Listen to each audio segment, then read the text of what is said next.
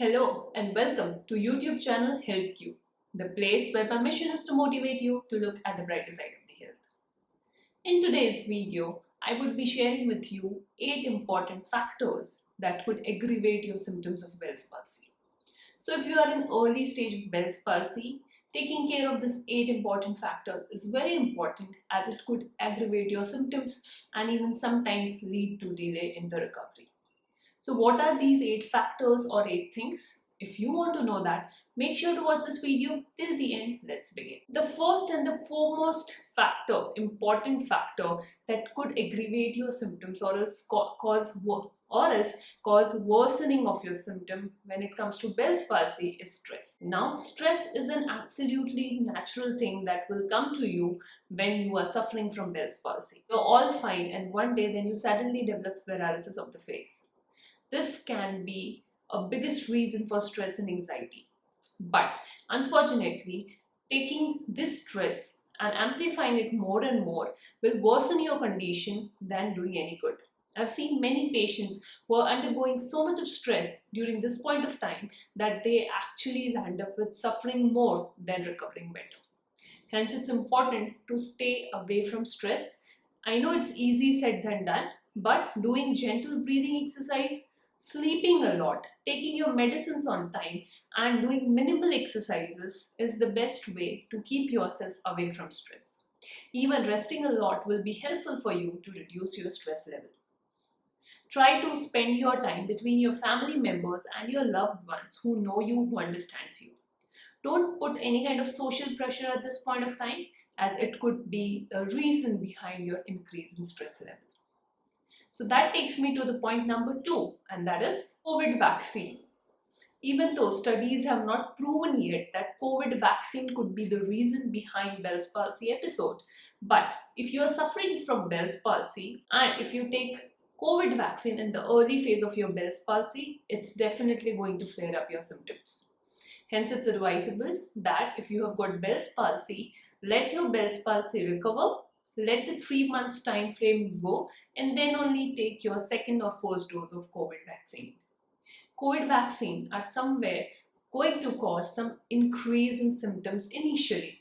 Even though those symptoms would be initial and cannot go very high, but still you might feel drained out, you might feel low in energy, and even the fever episode that you get will make you feel that your symptoms is getting aggravated or is worsened.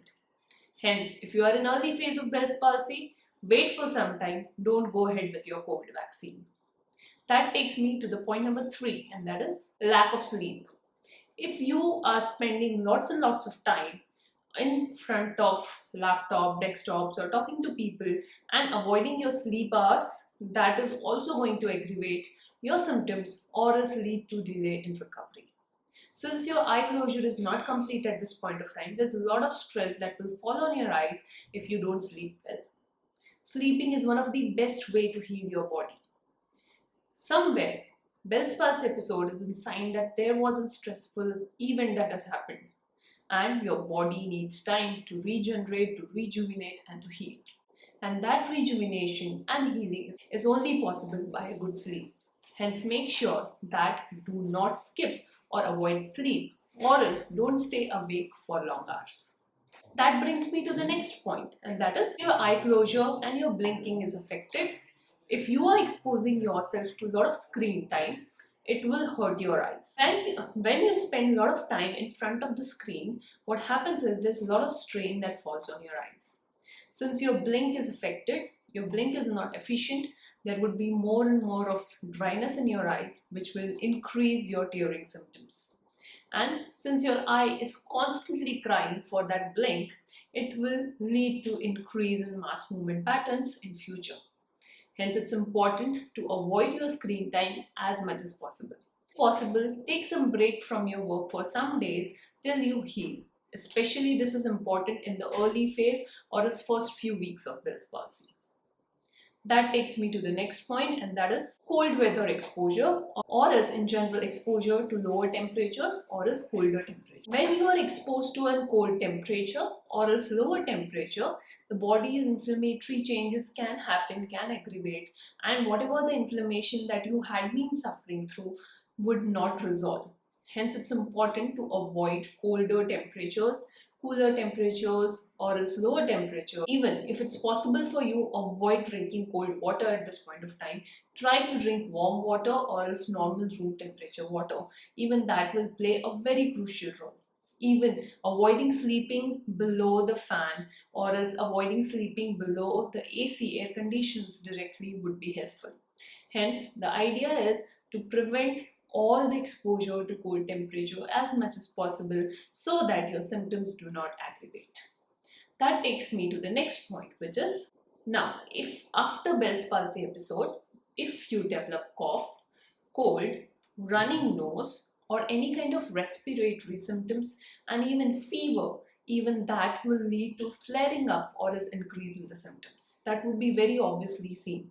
The reason being, when you are having cough and cold, when you tend to cough, when you tend to sneeze, when your nose is running or else your nose is congested, your breathing movements are not normal or else are somewhere disturbed. Your body drains out a lot of energy, and that draining of energy is also seen on your facial muscles. And your facial muscles tend to overwork, especially the paralyzed one, which could lead to increase or else flaring up of your symptoms. Hence, it's important that you stay away from your cold, cough, flu as much as possible. This is only possible by the help of good diet, staying in good warm temperatures, and working on your immunity stress-free. That takes me to the next point, forceful facial contraction. Now, this is one of the biggest reasons why people develop synkinesis. If you are having Bell's palsy, if you are in the early stage of Bell's palsy, please don't force yourself to do facial contractions. This would be the biggest mistake that you will make, that will aggravate your symptoms and even lead to synkinesis. Remember, Bell's palsy, or is the damage to the facial nerve at this point of time, is very similar to a broken bone or else a hairline crack. Have you ever thought if there is a hairline crack, you should do more and more movements in that area over that bone? Will that not put more pressure on that bone and cause damage? Same thing applies here. Please don't force your facial muscles to move when they are paralyzed. This will aggravate your symptoms, lead to mass movement, create more spasms, and also will lead to facial pains. Hence, it's important to avoid mass movements and facial movements as much as possible. That takes me to the next and the last point, which is air and dust exposure. Air, dust exposure causes irritation in your eyes, can cause irritation in your nose, can also cause irritation in your respiratory pathway. All of this will lead to increased phenomena of sneezing, watering in the eyes, coughing, etc. All these are mass movements, and whenever mass movements are happening, there are a very high chance of exaggeration of the symptoms. Hence, it's important to stay away from wind, direct exposure to wind, as well as to dust particles to protect your eyes and also to prevent flaring up of your symptoms. So friends, these were the 8 things which can aggravate your symptoms. Make sure to take care of all these things in the early phase of Bell's palsy so that you can have a better recovery. It's easy to prevent few of the complications in Bell's palsy than to treat them, especially synkinesis. The idea here is to minimize the risk and the possibility of synkinesis as much as possible in the early phase of Bell's palsy.